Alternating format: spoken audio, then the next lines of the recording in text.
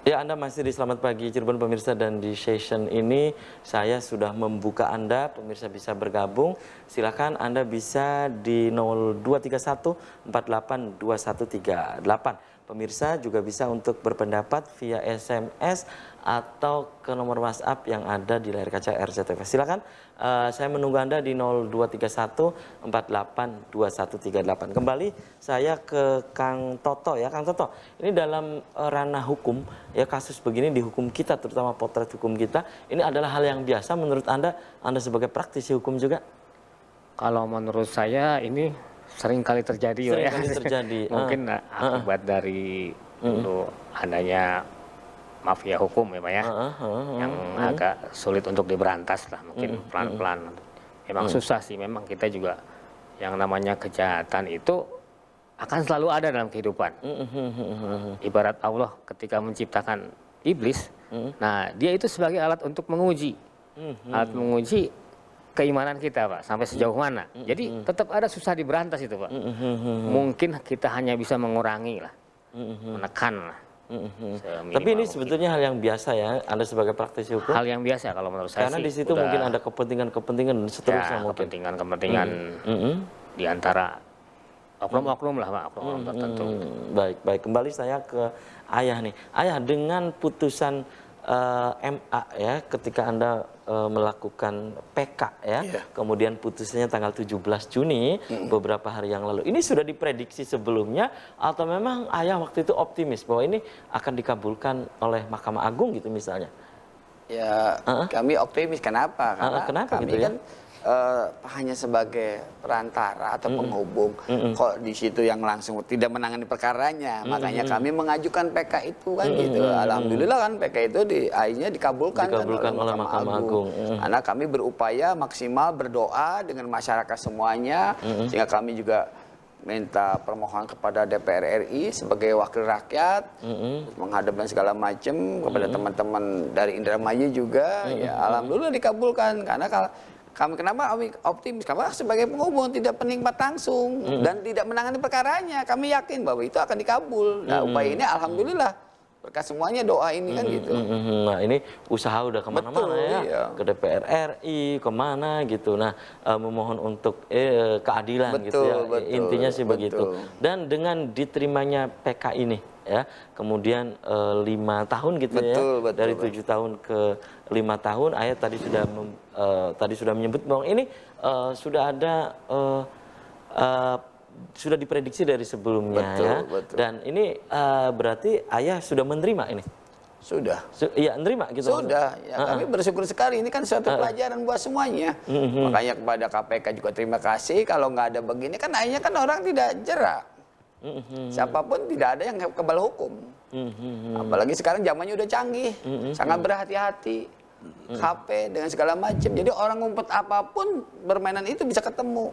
Apalagi zaman sekarang teknologi udah luar biasa sekali. Gitu jadi sangat berhati-hati dalam menghadapi profesi pekerjaan.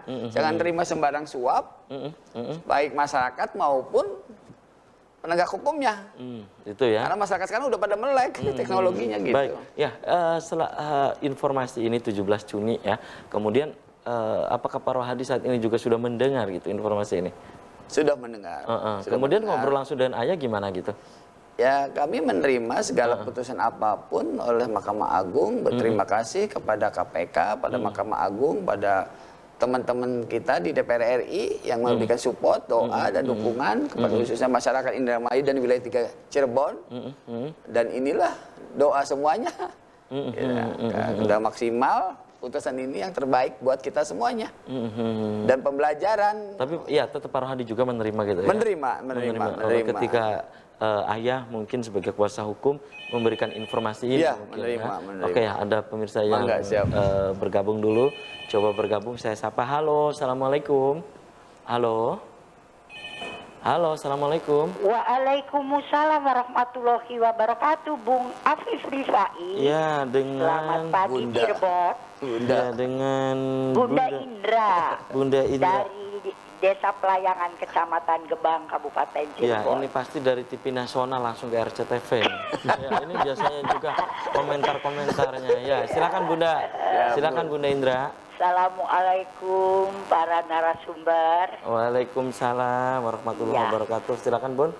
Kalau untuk orang awam ini, kalau baru dengar soal hukum aja, waduh, sudah takut, udah merungkut, Pak. Iya.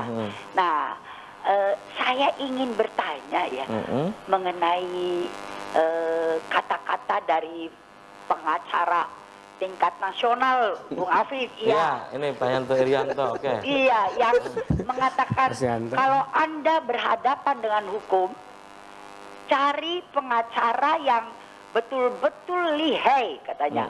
Dan kalau dapat, Anda pasti menang. Gitu. Nah, saya jadi ingin bertanya, apakah memang segitunya hukum itu bisa diutak-atik sedemikian rupa supaya seseorang bisa dimenangkan atau dikalahkan? Nah, yang paling konyol kalau orang yang tidak bersalah lalu terjerat dan dia tidak berdaya apa-apa. Bagaimana ini, Pak? Baik. Terima kasih. Terima kasih. Assalamualaikum warahmatullahi wabarakatuh. Waalaikumsalam warahmatullahi wabarakatuh. Ini bisa diutak-atik tadi kata Bunda Indra itu yang benar.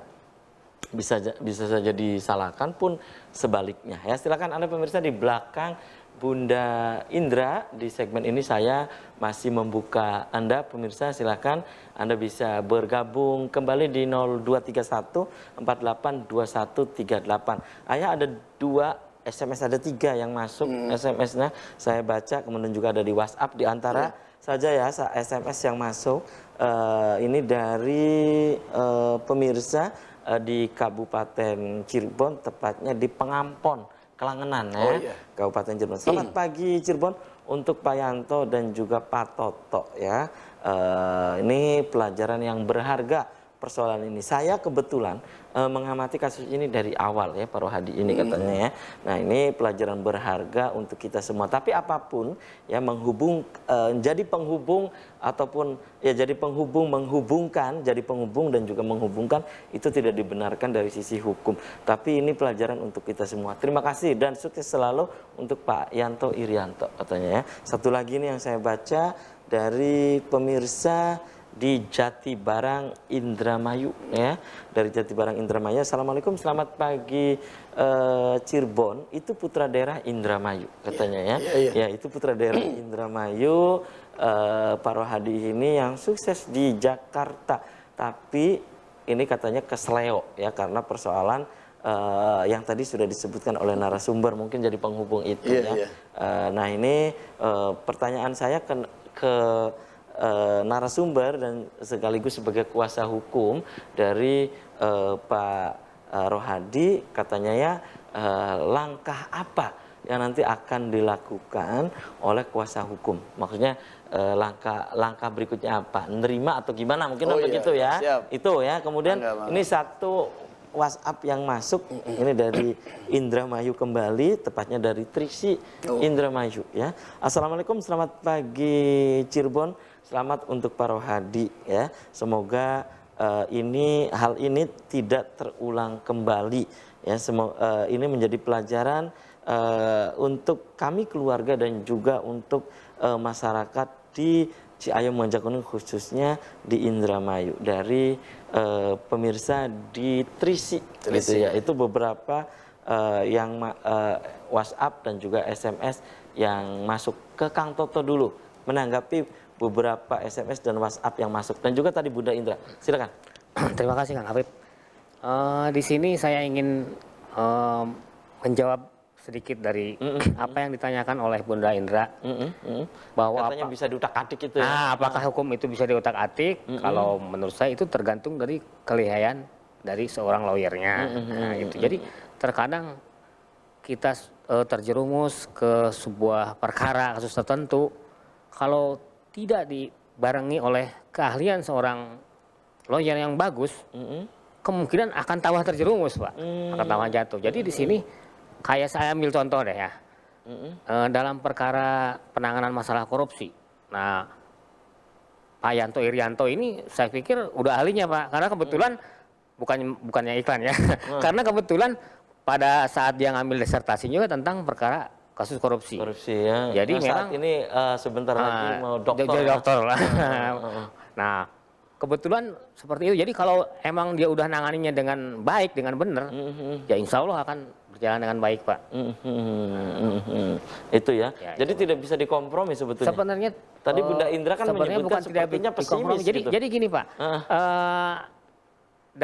Dalam politik hukum kekuasaan kehakiman itu hak seorang kekuasaan kehakiman itu adalah kekuasaan yang bebas dan mandiri, tidak bisa diintervensi baik oleh pemerintah maupun oleh yudikatif, Pak. Itu nggak bisa ya. Jadi di sini tergantung peranan kita lah, Pak. Kelihaian kita sebagai seorang lawyer, mampu nggak menangani perkara ini gitu. Kalau dia mampu, insya Allah berhasil, Pak. Tapi kalau misalnya lawyernya ya kurang, maaf kata ya kurang bagus, ya mungkin tambah akan kalah gitu lah di pengadilan gitu, Pak. Itu ya. Oke.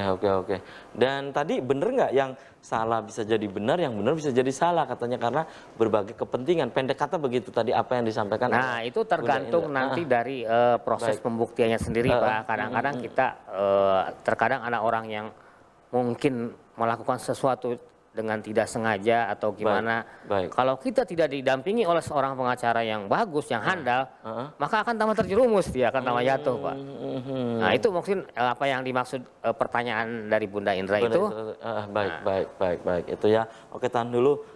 Kang Toto nanti ke ayah nih menambahkan tadi dari Kang Toto dan juga beberapa SMS yang saya baca dan juga WhatsApp. Dan pemirsa, selamat pagi Cirebon akan segera kembali setelah jeda iklan berikut ini.